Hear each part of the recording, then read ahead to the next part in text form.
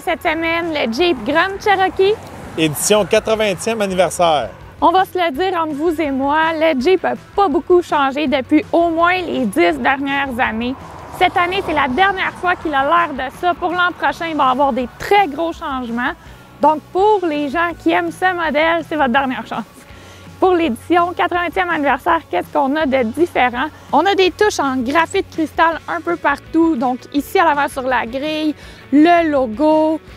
On a un peu de touche également ici dans les phares anti-brouillard. On a des jantes de 20 pouces. Très belle jante, d'allure très sportive. Ça me rappelle beaucoup celle du SRT. Pour montrer que c'est un 80e anniversaire, on a le petit logo ici d'un très vieux Jeep de l'armée, écrit 80e. Encore une fois, des touches de graphite cristal et le logo de la même couleur. À l'intérieur, les éléments qui complètent que c'est un 80e anniversaire. Premièrement, on a le logo sur le tapis, le logo sur le banc et l'emblème métallisé juste ici. Si vous en voulez plus, vous pouvez opter pour le groupe 80e anniversaire de luxe qui comprend le système de son Alpine, un subwoofer, des bancs ventilés en avant, les bancs chauffants à l'arrière, le toit panoramique et encore plus. Sous le capot du Grand Cherokee, on peut retrouver un V6 3.6 litres Pentastar, bon pour 293 chevaux, 260 de torque. Jumelé à une traction 8 vitesses. Aucune surprise sous le capot du Grand Cherokee. Ici, Pentastar est utilisé dans beaucoup de produits chez Jeep.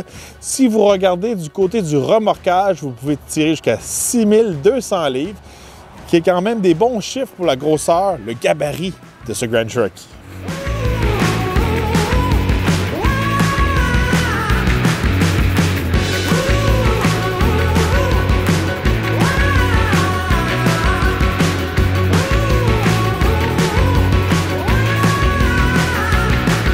Bon, on est sur la route avec le Grand Cherokee 80e anniversaire.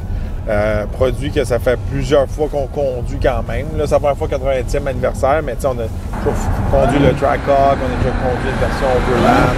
C'est un produit qu'on sait c'est quoi. Oui.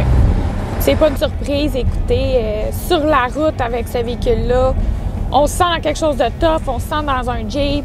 J'aurais pas peur de remorquer. J'ai pas peur de passer dans des trous ou des places un peu plus compliquées, mais de ce côté-là, c'est pas une surprise. Ouais, c'est un Jeep. On a plusieurs modes. Il est toujours en 4 roues motrices, on pourrait dire. On peut le mettre en mode neige, sable, roche, etc. C'est facile de le mettre en 4x4 low.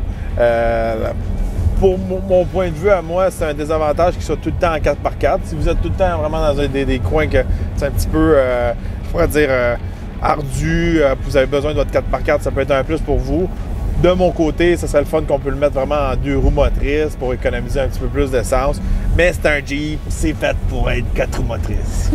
Côté confort, comme vous le savez, j'aime beaucoup les bancs des produits Jeep, Dodge et compagnie. Fait que je suis contente de tomber dans mon essai routier cette semaine dans des beaux bancs de Jeep. Ouais, des gros sièges, c'est le fun, ça porte bien sur la route, c'est confortable.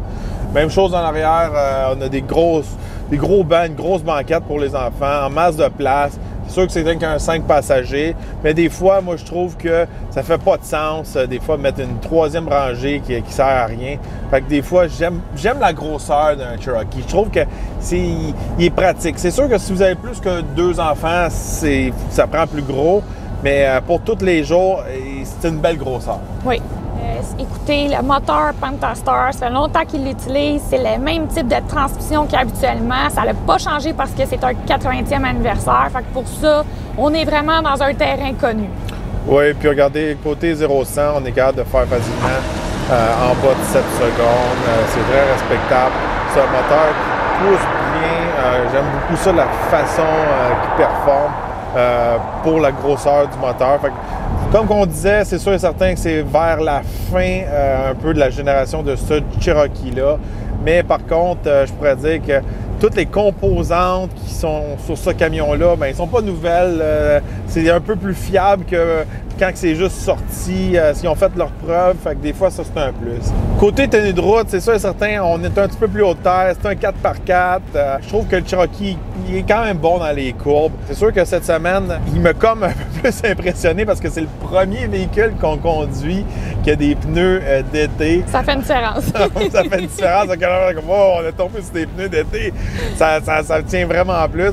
Fait que ça vient un peu biaiser mon côté de test de tenue de route. Là. Je faisais comme, ah, tu sais, parce qu'on a passé tous les derniers mois sur des pneus d'hiver. Fait que là, on était impressionné. Fait que c'est sûr qu'on est comme, oh, là, il est vraiment tenu plus qu'on pensait. Mais bon, regardez, c'est correct pour ce type de véhicule-là. Oui. Côté économie d'essence, on a fait environ du 13 litres au 100 km. Ça, c'est route et autoroute combinées. C'est pas une surprise encore. Oui, à cause, comme je disais, on ne peut pas déconnecter, on ne peut pas le mettre en 2 roues motrices. De ce côté-là, il pourrait être un petit peu plus économique. Surtout le Pentastar, on sait qu'il est capable de donner quand même une bonne économie d'essence pour sa puissance, tout ça. Donc, de ce côté-là, c'est sûr et certain, quand on est dans un Jeep Grand Cherokee de ces générations-là, c'est sûr que ça prend un petit peu plus de gaz. C'est vraiment pas le meilleur de sa catégorie. On fait meilleur avec des VUS plus gros ou même des économies d'essence similaires avec des plus gros moteurs, plus gros gabarits.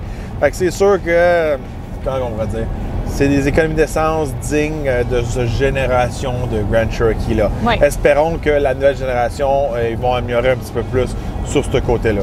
Le prix pour un modèle de base de 80e anniversaire est dans les alentours de 60 500 $ et le modèle qu'on conduit actuellement est de 62 500 $. Oui, même si c'est un véhicule qui prend de l'âge un peu, je pourrais dire, il y a encore le prix qui vient avec. Mais par contre, on peut s'attendre que vraiment avec la sortie du nouveau modèle, il va y avoir des méga rabais. Habituellement, on peut s'attendre à des 5, presque peut-être des 8 000. Fait que de ce côté-là, si vous aimez cette génération-là, ça va valoir la peine côté prix. Je trouve que le 80e anniversaire, c'est un bon package. J'appelle ça un value package là, dans le jargon là, corporate. Là. On vient mettre toutes les options qui ont de l'allure, le gros système de son, le toit panoramique.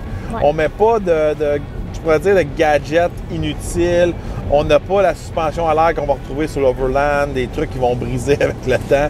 Fait que je trouve que pour le prix puis le package, c'est un bon package, le 80e anniversaire. Je trouve vraiment que ça a de l'allure, qu'est-ce qu'ils ont fait. J'aime les touches en cristal graphite qu'ils ont mis un peu partout à l'extérieur.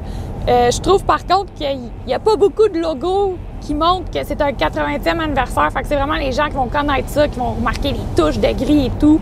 Eux vont savoir que c'est un 80e anniversaire. Mais si vous achetez ce modèle-là pour flasher puis montrer que vous avez un 80e anniversaire, les gens s'en apercevront pas vraiment. Bon, Ève, la question qui tue, est-ce que ça vaut la peine de dépenser 62 000 $ quand on sait que l'année prochaine, il va y avoir un nouveau Grand Cherokee? Moi, je dirais que c'est une question à 2 tranchants. C'est sûr, comme on disait, ce modèle-là a fait ses preuves. C'est un moteur qui est utilisé depuis longtemps. La transmission, côté économie d'essence et tout, on le connaît. Fait que les gens qui aiment beaucoup ce type de véhicule-là, je dirais que oui, c'est un bon achat, surtout si on peut s'attendre à plusieurs rabais. De l'autre côté, le nouveau s'en vient, c'est excitant, mais encore là, est-ce qu'il va être bon? Est-ce qu'il va être les mêmes paramètres que ce type de modèle-là? Je pense qu'il faut lui laisser un peu de temps pour voir si tout va bien fonctionner. Fait que c'est sûr que ce choix-là, c'est le choix safe. Ouais, regardez, si vous n'êtes pas côté gadget, ces choses-là, moi, il y a plein de trucs qui me fatiguent. Là. Regardez, il n'y a pas de place pour recharger mon téléphone sans fil. Il ne va pas se connecter à Bluetooth, tout ça. Il n'y a pas la dernière génération de Uconnect. Le volant, il a l'air dépassé. Il y a bien d'affaires qui ont l'air dépassées.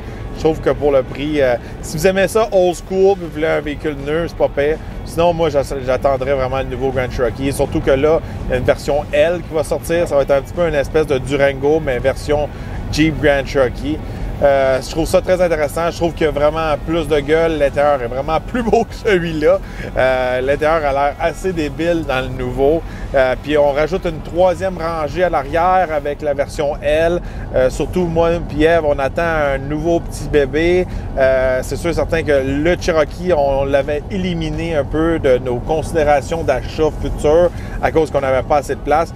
Fait que là, pour les gens qui aiment ça, avoir un petit peu plus de place, puis aiment les Grand Cherokee, c'est le fun de la version L, le type Durango que j'appelle.